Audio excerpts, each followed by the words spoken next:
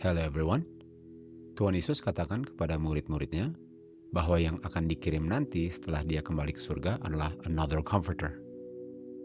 Kata another ini diartikan banyak orang sebagai bukti bahwa Roh Kudus sama sekali bukan Tuhan Yesus.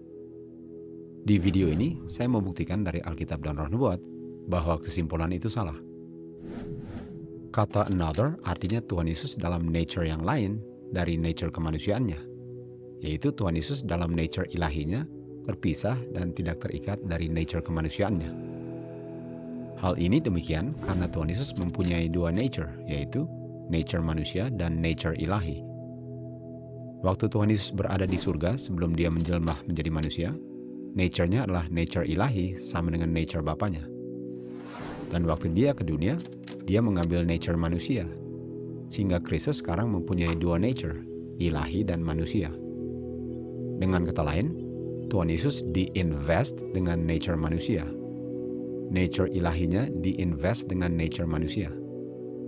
Arti kata invest dalam konteks ini adalah dikenakan atau dipakaikan. Lawan kata invest adalah divest. Arti kata divest adalah ditanggalkan atau dilepaskan. Di dunia, Tuhan Yesus nature-nya ilahi dan manusia. Namun nature ilahinya diselubungi nature manusianya. Waktu setan menggoda Tuhan Yesus di padang gurun pencobaan, setan menganjurkan kepada Tuhan Yesus untuk menggunakan kuasa nature ilahinya untuk merubah batu menjadi roti. Dan waktu Tuhan Yesus tergantung di kayu salib, para pemimpin agama mengolok-olok dia dengan mengatakan, "Kalau kamu sesungguhnya adalah anaknya God, turun dari kayu salib, maka kami akan percaya."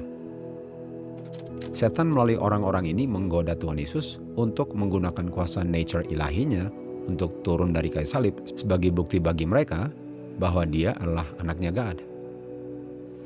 Tubuh nature kemanusiaannya tidak omnipresent atau tidak bisa berada di setiap tempat pada waktu yang bersamaan, karena dia dibatasi oleh nature tubuh kemanusiaannya.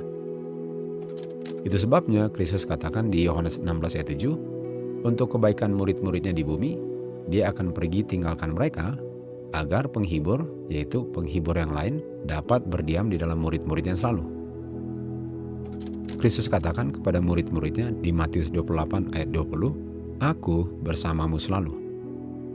Aku di ayat ini adalah Kristus, tentu saja tanpa tubuh nature kemanusiaannya yang membatasi kemahahadirannya.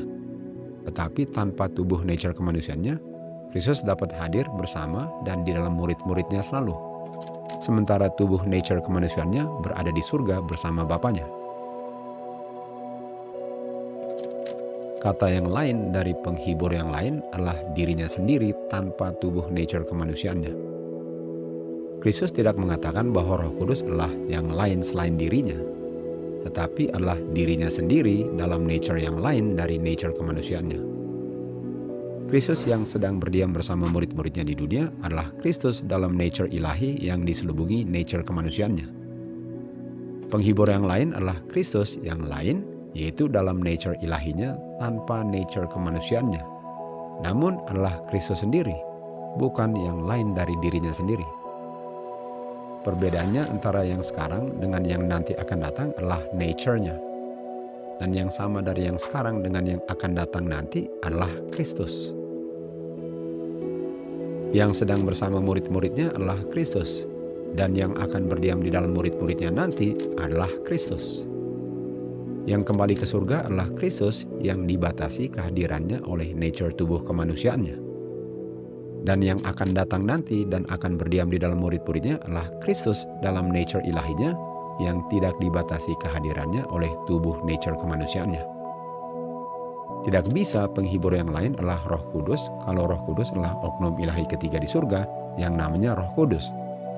Pertanyaannya, mengapa? Karena penghibur yang lain yang diberikan pada hari Pentecost di-divest atau dipisah dari nature kemanusiaannya. Tadinya penghibur yang lain sebelum di-divest nature kemanusiaannya harus mempunyai nature manusia sebelum nature manusianya di-divest. Apakah Roh Kudus yang namanya God the Spirit pernah di-invest atau dikenakan nature manusia? Apakah yang datang ke dunia adalah God the Spirit? Tentu saja kita semua setuju bahwa jawabannya tidak. karena hanya Tuhan Yesus yang di-invest nature manusianya. Artinya, hanya Tuhan Yesus yang bisa di-divest nature kemanusiaannya, karena hanya Tuhan Yesus yang mempunyai nature manusia. Dan oleh sebab itu, penghibur yang lain bukan dan tidak bisa yang tidak pernah di-invest nature manusianya. Contohnya, God the Spirit. Pertanyaannya, siapa penghibur yang lain yang pernah di-invest dengan nature manusia dan nature kemanusiaannya di-divest? Jawabannya adalah Tuhan Yesus. Roh Kudus yang adalah penghibur yang lain adalah Tuhan Yesus. Kita bisa mengerti mengapa Sister White menulis di Letter 66, 1894, waktu dia katakan, kita membutuhkan Roh Kudus, yaitu Jesus Christ. Roh Kudus adalah Jesus Christ, terpisah dan tidak terikat dari tubuh nature kemanusiaannya. Dengan pengertian ini, sekarang saya mau baca Yohanes 14.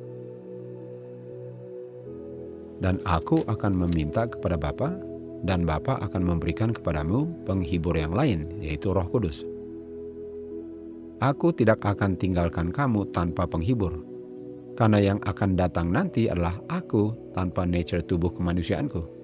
Dan yang akan berdiam di dalammu nanti adalah aku terpisah dan tidak terikat dari tubuh nature kemanusiaanku.